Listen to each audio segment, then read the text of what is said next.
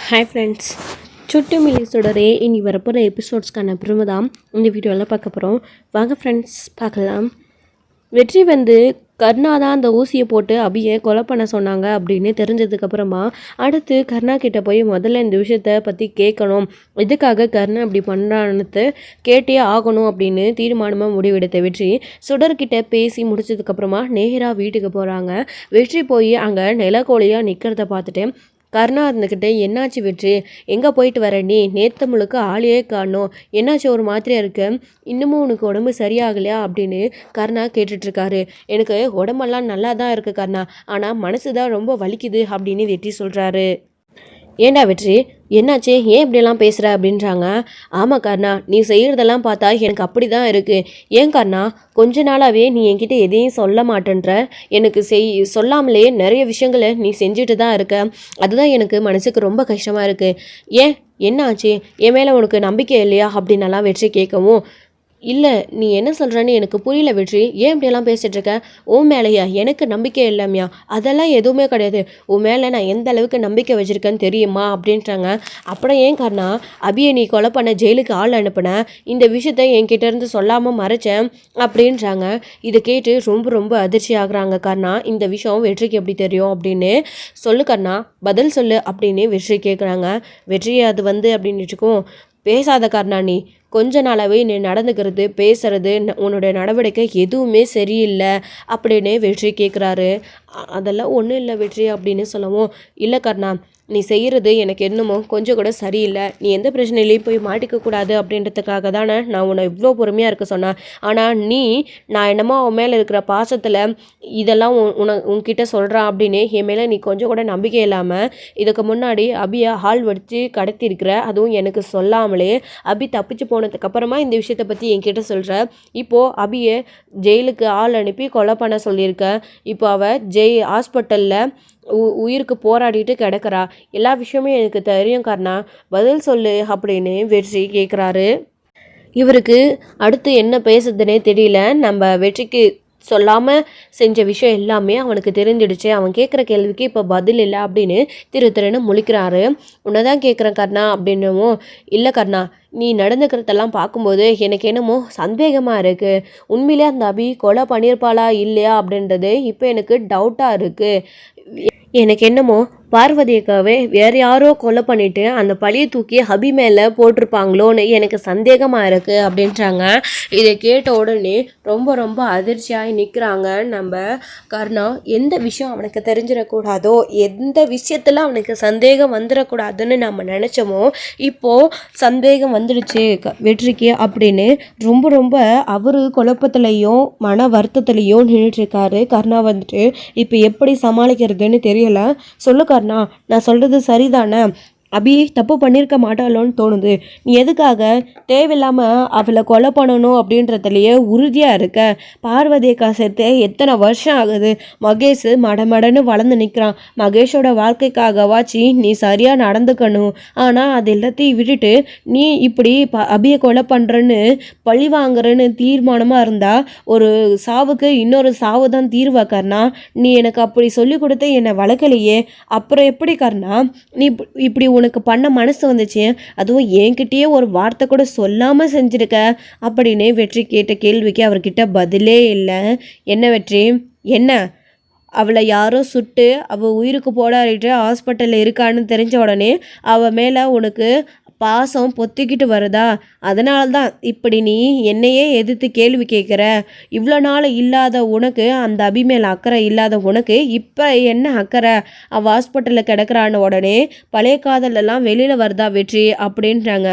போதும் நிறுத்தங்காரனா, ஆனால் உனா இதை ஒன்று சொல்லிடாத, அந்த அந்த கர்மாந்திரத்தெல்லாம் எப்போவோ நான் தூக்கி எறிஞ்சிட்டேன், ஆனால் அது ஒரு உயிர் கர்ணா, ஒரு உயிர் கண்ணு முன்னாடி சாவரத்தை பார்த்துட்டு எப்படி என்னால் பார்த்துட்டு இருக்க முடியும். எங்கள் பார் கர்ணா, அப்படின்னு இல்லை, எல்லாரோடைய உயிருக்கு ஒரு பிரச்சனை அப்படின்னாலையும் நான் இப்படி தான் துடிப்பேன். கேட்பேன். அதுக்காக எல்லார் மேலேயும் அன்பு பாசம் இருக்குது, பழையசெல்லாம் மனசில் வச்சுக்கிட்டு தான் இப்படி நான் செய்கிறேன்னு நீ சொல்வியா கருணா? முன்ன பின்ன தெரியாத ஒரு ஆளுக்கு பிரச்சனைனா கூட நான் துடிக்காதான் செய்வேன். அபியை கொலை பண்ண பார்த்தது நீ தான் தெரிஞ்சதுக்கு அப்புறமா எனக்கு உயிரே போயிடுச்சு தெரியுமா கருணா? அதனால தான் என்கிட்ட ஏன் சொல்லாமல் இப்படி ஒரு விஷயத்த செஞ்சேன்னு நான் உங்ககிட்ட கேட்டுருக்கேனே தவிர அபி மேலே இருக்கிற பாசத்தில் கிடையாது. நீ அபியை கொலை பண்ணக்கூடாதுன்னு திரும்பவும் சேர்ந்து நம்ம கூட வாழலாம் அப்படின்ற ஆசையிலையும் கிடையாது. புரியுதா கருணா? அப்படின்னு வெற்றி எதிர்த்து கருணாவை கேள்வி கேட்டுட்ருக்காரு. ஸ்வேதா இதெல்லாத்தையும் கேட்டுட்டு ஷபாஷ் அப்படின்னு மேலேருந்து பயங்கரமாக கைத்தட்டிகிட்டே கீழே வராங்க. பார்த்தீங்கன்னா உங்கள் அருமை ஃப்ரெண்டு கேட்ட கேள்வியெல்லாம் என்னமோ நான் கிழிச்ச கோண்ட வெற்றி தாண்ட மாட்டான், வெற்றி அப்படி வெற்றி இப்படி எனக்கு அவன் மேலே நம்பிக்கை இருக்குன்னு சொல்லிகிட்டே இருப்பீங்க. ஆனால் இன்னைக்கு உங்களை எதிர்த்து நின்று எப்படி கேள்வி கேட்குறான் தெரியுமா?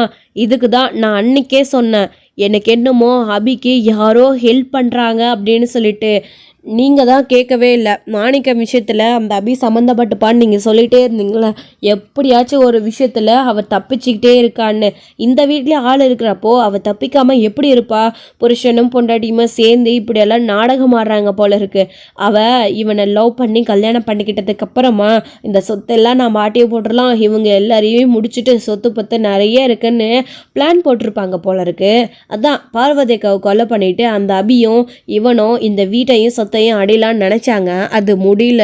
அபியை ஜெயிலுக்கு நாம் அனுப்பிச்சிட்டோம், எதுவுமே நடக்கலை அப்படின்றப்போ அடுத்தடுத்து இங்கே இருந்துக்கிட்டு நல்லவன் வேஷம் போட்டுக்கிட்டு அபி மேலே பாசமே இல்லாத மாதிரியும் நீங்கள் தான் உயிருன்ற மாதிரியும் உங்கள் மேலே பாசமாக இருக்கிற மாதிரியும் இங்கே நடக்கிற எல்லா விஷயத்தையும் தெரிஞ்சுக்கிட்டு அப்பப்போ அந்த அபிக்கு ஹெல்ப் பண்ணிகிட்ருக்கான் போல இருக்குது.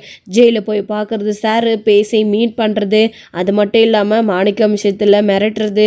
இவங்க தான் பணம் வாங்கியிருக்கணும், மிரட்டி புருஷனை பொண்டாட்டியுமா சேர்ந்து. அதனால தான் அந்த அபியை எதுவும் பண்ணிட வேண்டாம்னு சார் பாசத்தில் பொங்குறாரு போல இருக்குது. இப்போ தெரியுதா எங்கே இருக்கிறாங்க ஆளுங்கன்னு சொல்லிட்டு. இதனால தான் இவ்வளோ நாள் அவன் தப்பிச்சுக்கிட்டே இருக்கா. நீங்கள் என்ன செஞ்சாலும் இப்போது 2 விஷயம் இவனுக்கு தெரியாமல் நீங்கள் பண்ண போய் அந்த விஷயத்தினால அவள் பாதிக்கப்பட்டிருக்கா. இவர் தான் போய் ஹீரோவாட்ட ஹெல்ப் பண்ணி எல்லா விஷயத்துலையும் காப்பாற்றிருக்காரு போல இருக்குது. அதனால தான் இப்போது உங்களையே எதிர்த்து நின்று கேள்வி கேட்குறான். இப்போ தெரியுதா யார் எப்படிப்பட்டவங்கன்னு சொல்லிட்டு. இப்போது 2 பேரும் பிளான் போட்டு மொத்த சொத்தையும் ஆட்டிய போடலான்னு நினச்சாங்க, நடக்கலான்னு உடனே உங்களை எதிர்த்து கேள்வி கேட்குறான். இவனை போய் நீங்கள் நம்பிக்கிட்டு இருந்தீங்களா அப்படின்னலாம் ஸ்வேதா கருணா கிட்ட வந்து சொல்லுவோம். போதும் நிறுத்துங்க, அப்படி நான் என்றைக்குமே நினச்சது கிடையாது. பார்வதி அக்கா எனக்கு அம்மா மாதிரி அப்படின்றாங்க. போதும் நிறுத்துடா வெற்றி, போதும்.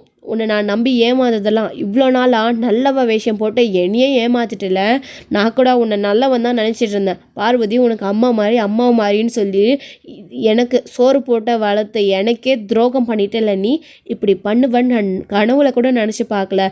ஸ்வேதா சொல்கிறதெல்லாம் உண்மைதான் போல இருக்கே அப்படின்னு கருணாவும் அப்படியே பிளேட்டை மாற்ற ஆரம்பிச்சிடுறாங்க. இதுக்கு காரணம் என்ன அப்படின்னா, ஸோ இப்போது ஸ்வேதாவை கல்யாணம் பண்ணிக்கிற ஸ்டேஜுக்கு அவர் நினச்சது நடக்கிற ஸ்டேஜுக்கு கருணா வந்துட்டாரு. அது மட்டும் இல்லாமல் அம்பியோட விஷயத்தில் என்ன பண்ணாலையும் இவன் எதுவும் செய்ய மாட்டான்னு இருந்தோம். அதனால தான் சொல்லாமலையும் செஞ்சோம். அந்த விஷயம் தெரிஞ்சதுக்கப்புறம் எதிர்த்து கேள்வி கேட்க ஆரம்பிச்சிட்டான். இதுக்கு மேலேயும் நம்ம இவனை விட்டு வச்சோம் அப்படின்னா ஸோ நமக்கே பிரச்சனையாக வந்து முடியும். ஸ்வேதா சொன்ன மாதிரி அபி மேலே இருக்கிற பாசத்தில் அப்படின்னு தான். ஸோ இப்போது கருணா இப்படி பேசுறதுக்கான ரீசன் என்ன? கருணா நீ இன்னும் நம்பலையா? இவங்க சொல்கிற மாதிரிலாம் எதுவுமே கிடையாது கருணா. உண்மையிலே எனக்கு பார்வதி அக்கா அம்மா மாதிரி, அவங்க மேலே நான் உயிரே வச்சுருக்கேன். அவங்க இறந்து போனதில் எனக்கும் வருத்தம் இருக்குது. இவங்க சொல்கிற மாதிரியெல்லாம் அந்த அபிக்கோ எனக்கோ எந்த ஒரு கனெக்ஷனும் கிடையாது. இது வரைக்கும் நான் அபியை போய் அப்படியெல்லாம் அபிக்கு எந்த சப்போர்ட்டும் இங்கே நடக்கிற விஷயம் எதையுமே நான் சொன்னதும் கிடையாது. தேவையில்லாமல் சந்தேகப்படாத கருணா, வேண்டாம் அப்படின்றாங்க. சரி வெற்றி, சரி அப்போது எப்படி அபி அங்கேருந்து தப்பிச்சு போனா? அதுக்கு எனக்கு பதில் சொல்லு. அது எப்படி அவளால் தப்பிச்சு போயிருக்கோம்? யாரோ ஒருத்தன் தான் அபியை வந்து காப்பாற்றினதான் நம்ம ஆளுங்க சொன்னானுங்க அடித்து போட்டுட்டு. அது யார்? சரி அதை விடு. இப்போது அபி ஜெயிலில் சுட்டு கொல்லப்பட்டது சரிதான். நான் தான் அதை ஆள் அனுப்பினேன். அவளை சுட்டது, அவள் உயிர் பழிச்சிட்டான்னு ஹாஸ்பிட்டலில் அவளுக்கு ஊசி போட்டு கொலை பண்ண சொன்னது நான் தான். அந்த விஷயம் உனக்கு எப்படி தெரியும்? உனக்கு யார் சொன்னா? நீ எங்கே அங்கே போன அபியை பார்க்க? அவளுக்கு தான் யாருமே இல்லையே. ஓ ஸ்வேதா சொல்கிற மாதிரி அவளுக்கு யாரும் இல்லைன்னு தெரிஞ்சுக்கிட்டு சுட்டு இப்படி உயிருக்கு போராடிட்டு இருக்கான்னு விஷயம் தெரிஞ்ச உடனே ஜெயிலிருந்து உனக்கு இன்ஃபார்ம் பண்ண உடனே நீ தான் அப்போது அபி கூடவே இருந்து எல்லாத்தையும் பார்த்துட்டு இருந்திருக்க தலைமறைவா. இது நாள் வரைக்கும் எனக்கு இந்த விஷயம் தெரியாமல் இருந்திருக்குல்ல, அதனால தானே இப்போ நீ தொக்கா மாட்டிக்கிட்ட அபிக்காக சப்போர்ட் பண்ண போய் அந்த ஆளையும் நான் அனுப்பின ஆளையும் தலைமறைமாக இருந்து கண்டுபிடிச்சிருக்கிற சரிதானே அப்படின்னு கர்ணா கேட்கவும், போதும் கர்ணா, என்னை வார்த்தையால் குத்தி கிழிக்காத. நீங்கள் நினைக்கிற மாதிரி எதுவுமே கிடையாது. ஒரு வார்த்தை உன்னை எதிர்த்து பேசின உடனே அந்த அபிக்காக பேசின உடனே அப்படியே மொத்த பழியையும் தூக்கி ஏன் மேலே போட்டுறாதீங்க. நீங்கள் நினைக்கிற மாதிரி நான் கிடையாது அப்படின்னு வெற்றி சொல்லிட்டு இருக்காரு. இதுக்கப்புறமும் இவன் சொல்கிறதெல்லாம் நம்பணுமா? எனக்கு என்னமோ கண்டிப்பாக இவன் சொல்கிறதெல்லாம் உண்மையாக இருக்குன்னு தோணலை. இவனை ஒரு துளி அளவு கூட நான் நம்ப போகிறது கிடையாது. இதுக்கு முன்னாடியும் நான் நம்பினது கிடையாது. நீங்கள் தான் நம்பிக்கிட்டு இருந்தீங்க. ஆனால் இப்போ என்ன பண்ண போகிறீங்க? இவனை இதுக்கு மேலேயும் நம்பினீங்க அப்படின்னா கடைசியில் நீங்கள் தான் எல்லாரையும் இழந்துட்டு, இந்த வீட்டை இழந்துட்டு, மகேஷை இழந்துட்டு, எல்லாத்தையும் இழந்துட்டு நடுத்தெருவில் நிற்க போகிறோம் அப்படின்றாங்க. இங்கே பாருங்கள், நான் உங்களுக்கு இங்கே இருக்கிறது பிரச்சனையாக இருக்குது அப்படின்னா சொல்லிடுங்க. நான் எங்கேயாச்சும் போயிடுறேன். நான் அனாதை தானே, என்னை அனாதையாக தானே கர்ணா தத்து எடுத்துகிட்டு வந்து என்னை தூக்கிட்டு வந்து வளர்த்து சோறு போட்டு ஆளாகணும். சோறு போட்டு அவனுக்கு நான் என்றைக்குமே துரோகம் பண்ண மாட்டேன். ஆனால் நீங்கள் அப்படி தப்பாக நினச்சிக்கிட்டு அதுக்கு நான் பொறுப்பும் கிடையாது. இது நாள் வரைக்குமே நான் கர்ணாவுக்கு உண்மையாக தான் இருந்துட்டு இருந்தேன். நான் அப்படி எந்த துரோகமும் கர்ணாவுக்கு பண்ணது கிடையாது. அப்படி உங்களுக்கு சந்தேகம் என் மேலே வந்துடுச்சு, நான் பிரச்சனையாக இருக்கேன்னா சொல்லிடுங்க. தயவு செஞ்சு நான் இங்கேருந்து எங்கேயாச்சும் போயிடுறேன். இப்படி என்னை வார்த்தையால் மட்டும் குத்தி கிழிக்காதீங்க. அக்கா பாருங்கக்கா எப்படி பேசுகிறாங்கன்னு பாருங்கக்கா. என்னை பார்த்து கர்ணாவா இப்படி ஒரு வார்த்தையை கேட்குறான், என்னால் இதை ஏற்றுக்கவே முடியல அப்படின்னு இங்கே வெற்றி வந்து ஃபீல் பண்ணி அழுகுறாரு கர்ணா கிட்ட. இல்லைடா வெற்றி, நீ இதுக்கு மேலே அழுது ஏமாத்தாத. நல்லவ மாதிரி இவ்வளோ நாள் உன்னை நம்பி எல்லா விஷயத்தையும் சொன்னதுக்கு, உன்னை கூடவே வச்சுட்டு இருந்ததுக்கு எனக்கு பெரிய அப்பா வச்சுட்டேன். ஏன்னா ஏதாச்சும் பெரிய மாஸ்டர் பிள்ளைனா நீயும் அபியும் போட்டு வச்சுருக்கீங்களா? அடுத்து என்ன பண்ணி இந்த சொத்து எல்லாத்தையும் ஆட்டை போடலான்னு, அது எங்கே நடக்காமல் போயிடும், அபி உயிருக்கு ஆபத்தாயிடுச்சேன்னு இப்போ என்கிட்ட கோவப்பட்டு சண்டைக்கு வரியா? இல்லை இப்போ என்கிட்ட இருந்து வெளியில் விலகி போய் நின்று நீ அந்த அபியும் பிளான் பண்ணி ஏதாச்சும் செய்யலான்னு இருக்கீங்களா? என்ன சொல்லு அப்படின்றாங்க. ஐயோ கர்ணா, நான் சொல்கிறது ஏன் புரிஞ்சிக்க மாட்டேன்ற? பார்வதி அக்கா கொலைக்கு அபிக்கு எந்த சம்மந்தமும் இல்லை. எனக்கு என்னமோ தோணுது, தேவையில்லாமல் இந்த பிரச்சனையில் அவள் மாட்டிக்கிட்டாளோன்னு தான் தோணுதுன்னு சொன்னேன். இது ஒரு குத்தமா? இதுக்காக இவ்வளோ பேச்சு பேசுகிறீங்களா அப்படின்னு. ஏன் வெற்றி, அதுதான் ஏன் இவ்வளோ நாளாக இல்லாமல் இப்போ என்ன அவன் மேலே புதுசாக அக்கறை உனக்கு? அவள் உன் வாழ்க்கையிலேருந்து எப்போவோ வெளியில் போயிட்டா. 10-15 வருஷமாக அவள் ஜெயிலில் தண்டனை அனுபவிச்சிட்ருக்கா. இதுக்கப்புறமும் எதுக்கு உனக்கு அவன் மேலே பாசம்? அப்போது நீங்கள் லிங்கில் தானே இருந்திருக்கீங்க. அந்த லிங்கில் இருந்ததுனால தானே உங்களுக்குள்ள அந்த காதலோ அன்போ பாசமோ அப்படியே தானே இருக்குது. அந்த பாசத்தினால தானே எங்கே அபி உன்னை விட்டு போயிடுவாளோ அப்படின்ற ஒரு பயத்தில் தானே இப்படியெல்லாம் நீ பேசிகிட்டு இருக்க. நீ அடுத்து ஏதோ பெரிய கெஸ்ட் போட்டு வச்சிருக்க போல இருக்கு நீயும் அபியும் சேர்ந்து செய்யறதுக்கு. அதனால தான் இப்படியெல்லாம் பேசுகிற. சரி உனக்கு என்ன வேணும்னு கேளு. என்கிட்ட இருந்து ஓப்பனாக கேளு. உனக்கும் அந்த அபிக்கும் என்கிட்ட இருந்து என்ன தான் வேணும்? உயிராக நினச்ச என் பார்வதியை என்கிட்ட இருந்து அவள் எடுத்துட்டா. பிளான் போட்டு எடுத்துட்டீங்க. இப்போது பழியை தூக்கி யார் மொழியே போடுறீங்க 2 பேரும் சேர்ந்துக்கிட்டு. இல்லைனா என் மேலே தூக்கி போடுவீங்க போல இருக்கே. இன்னும் கொஞ்ச நேரத்தில் விட்டா பார்வதி நான் தான் கொலை பண்ணேன்னு அப்படி இப்படின்னு கர்ணா சொல்லிட்டு இருக்கவும், கர்ணா நான் அப்படி சொல்ல வரல அப்படின்றாங்க. இவன் ஏன் கொலை பண்ணியிருக்கக்கூடாது? இவன் தானே சொன்னான் யாரோ கொலை பண்ணிவிட்டு பழியை தூக்கி அபி மேலே போட்டுட்டாங்கன்னு. அப்போது இவன் கொலை பண்ணிவிட்டு அபி மேலே பழியை தூக்கி போடுற மாதிரி போட்டு ஜெயிலுக்கு அவளை போக வச்சுட்டு இவன் வெளியிருந்து நிலவன் வேஷம் போட்டு ஏன் இதெல்லாம் செய்யக்கூடாது அப்படின்றாங்க. ஐயோ நான் உங்களுக்கு எப்படி சொல்லி புரிய வைப்பேன்? எதுக்கு எடுத்தாலே ஒரு அர்த்தம் கண்டுபிடிச்சி இப்படி ஏன் மேலேயே பழியை தூக்கி போட்டால் நான் என்ன பண்ணுவேன்? நீங்கள் நினைக்கிற மாதிரிலாம் எதுவுமே கிடையாது அப்படின்னு வெற்றியை நிரூபிக்கணும்னு எவ்வளவோ போராடுறாங்க. ஆனால் கர்ணா அதை வந்து நம்புறது கிடையாது.